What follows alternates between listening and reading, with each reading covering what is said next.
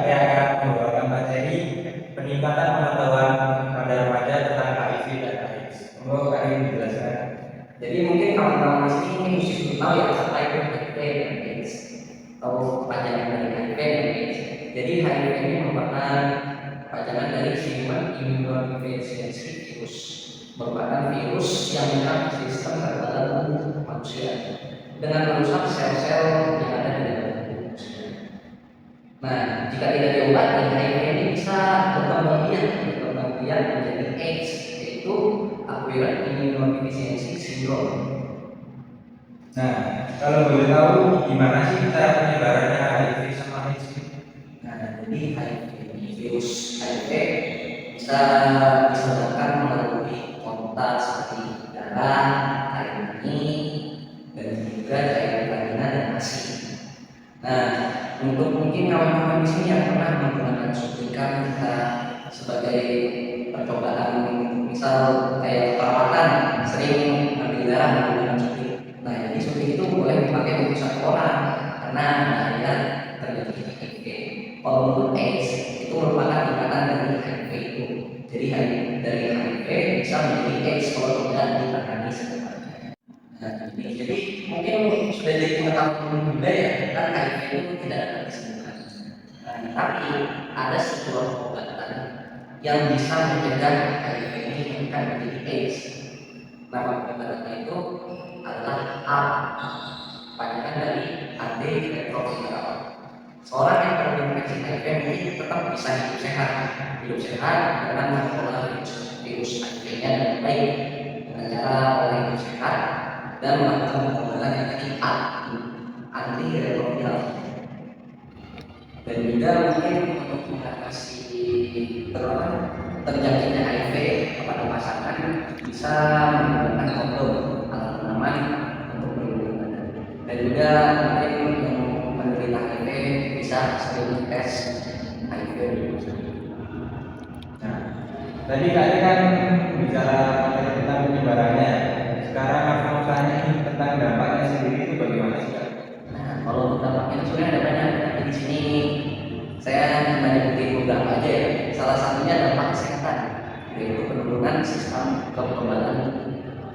Nah, gejala awal orang terinfeksi HIV ini nggak bisa menunjukkannya secara langsung. Jadi bertahun-tahun gitu. Jadi mungkin kita terkena HIV saat ini.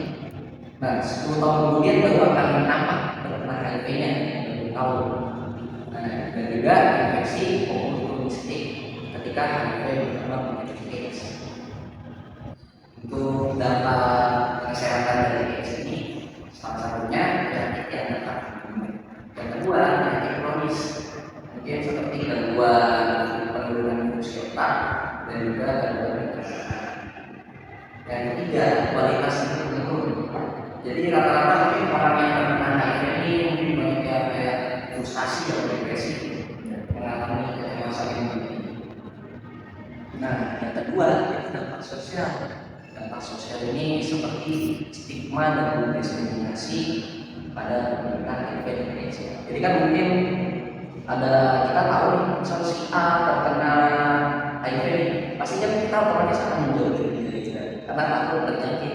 Meskipun menjadi terjangkitnya itu ya nggak secara instan seperti bilang kan dari bernapas, dari pernapasan udara. Nah, jadi pasti tetap ada diskriminasi dan juga diskriminasi tempat kerja dan lain-lain. Nah, dampak pada keluarga ini tanggung jawab sosial dan ekonomi. Karena ada salah satu anggota keluarga yang terjangkit, pasti kan keluarga yang lain seperti ayah atau ibunya pasti mendanai itu dari ekonomi. Kalau untuk sosialnya mungkin bisa jadi omongan dari teman, tetangga. Biasanya tetangga kan sering Apa namanya?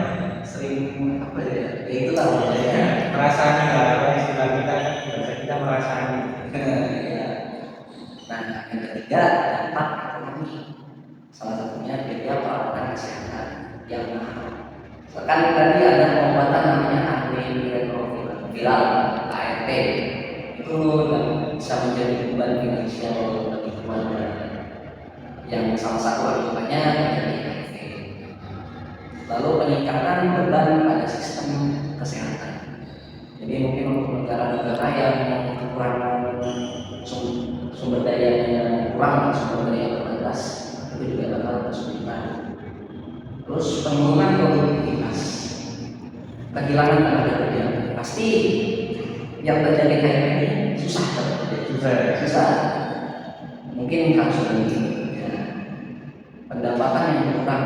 Nah, jadi yang mungkin HIV tapi bisa bekerja ya, karena HIV ini bakalan menghadapi mereka karena mengurangi produktivitas mereka dalam bekerja. Nah, sekarang kan kita udah tahu dampaknya dari HIV ya.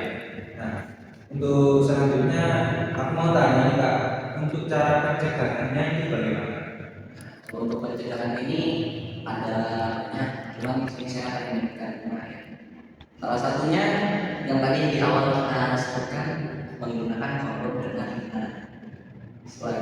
Jadi mungkin pasangan yang salah satunya Sudah menikah gitu ya? ada pasangan yang sudah menikah ya, itu salah satunya terjadi HIV. Jadi itu pastikan harus menggunakan aman agar tidak terjadi HIV. Yang kedua, tes HIV secara rutin agar tidak meningkat menjadi AIDS tadi, karena kan AIDS merupakan penyakit yang sangat mematikan ya. Nggak ada obatnya.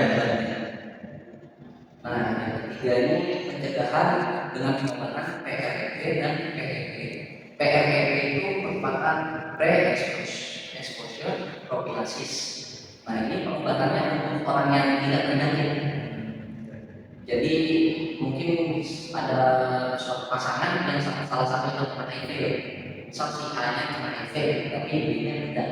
Nah, jadi yang si B ini akan melakukan PRP karena mengurangi risiko tertularnya HIV sampai 90%. Nah, terus untuk PEP, post exposure prophylaxis. Ini pengobatan yang harus dimulai 72 jam setelah berpotensi terkena HIV. Nah, yang keempat, menghindari berbagi jarum atau alat suntik. Itu kan sudah jelas ya. Jadi kan itu alat suntik kan menusuk ke dalam tubuh, pasti terkena darah. Bahkan orang yang menggunakan kembali suntikan atau suatu jarum itu pasti akan terjadi HIV. Yang kelima, edukasi dan lingkungan. Nah, untuk edukasi dan lingkungan ini meningkatkan kesadaran dan pendidikan kepada masyarakat umum, dan juga untuk mengurangi stigma dan diskriminasi. Terutama di sekolah-sekolah juga kan mungkin ada banyak terjadi pernikahan dini. Pernikahan dini itu sebenarnya bisa juga terjadi HIV kalau yang si A-nya ini itu berganti-ganti pasangan. Itu bisa terjadi. Untuk kesimpulan dari materi ini sendiri apa tadi? Nah, kalau untuk kesimpulan ini, HIV dan AIDS ini merupakan masalah global yang memiliki dampak besar pada individu, keluarga, dan masyarakat. Untuk HIV adalah virus yang menyerang sistem seperti itu, dan untuk AIDS ini merupakan tahap lanjutnya dari HIV. Nah, jadi mungkin kawan-kawan yang di rumah yang sedang menonton mungkin harus setia ya pada pasangan dengan berganti dari pasangan, itu salah satunya. Dan juga yang tadi jarum suntik itu Jangan diulang lagi ya. jangan dilakukan, jadi jarum suntik hanya sempat sekali. Nah, ada sebuah hadis mengatakan kalau Rasulullah SAW nikmatan nikmatku fihi ma asifun minan nas asyiha wal wal. Nah, artinya kalau Rasulullah bersabda, dua kenikmatan yang dilupakan sama manusia, yaitu kesehatan dan waktu. Cukup sekian podcast pada kali ini dengan Kak Ryan Pramada sebagai pemateri tentang HIV dan AIDS, dan saya sebagai host materi bawah pamit undur diri. Wassalamualaikum warahmatullahi wabarakatuh.